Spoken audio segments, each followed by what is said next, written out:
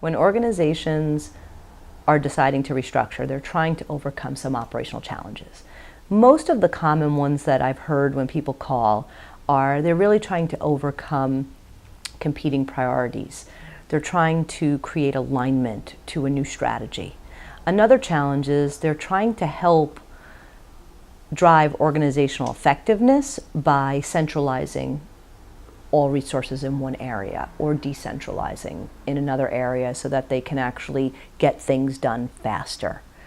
Another common challenge that they're trying to overcome is the money it costs to actually run a business. So I think that they're trying to save money by doing a restructure because, like I said, what I've seen is that they typically restructure and are eliminating some jobs and consolidating things as part of that restructure as well, so that all happens at one time. So it's an opportunity to save some money. Often they have a new strategy that they want to align to. So they think that by moving the boxes around, they'll create that new alignment.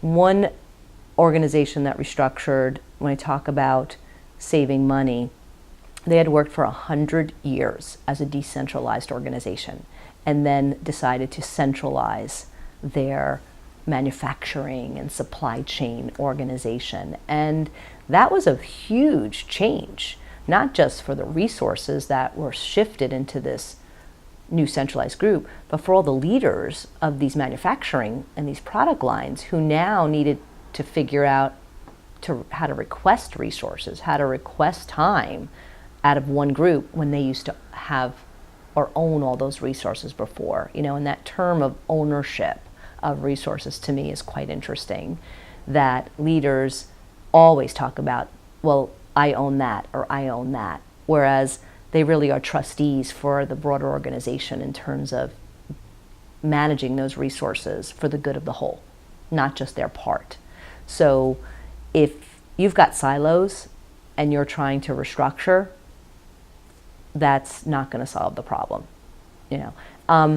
One thing I want to say is if you're trying to solve silos with a restructure and you're only restructuring your vertical dimension, which is moving the boxes around on the org chart and creating new alignment in an area, that's not going to solve your problem, because you need to address not just the alignment there, but also how you're creating alignment horizontally.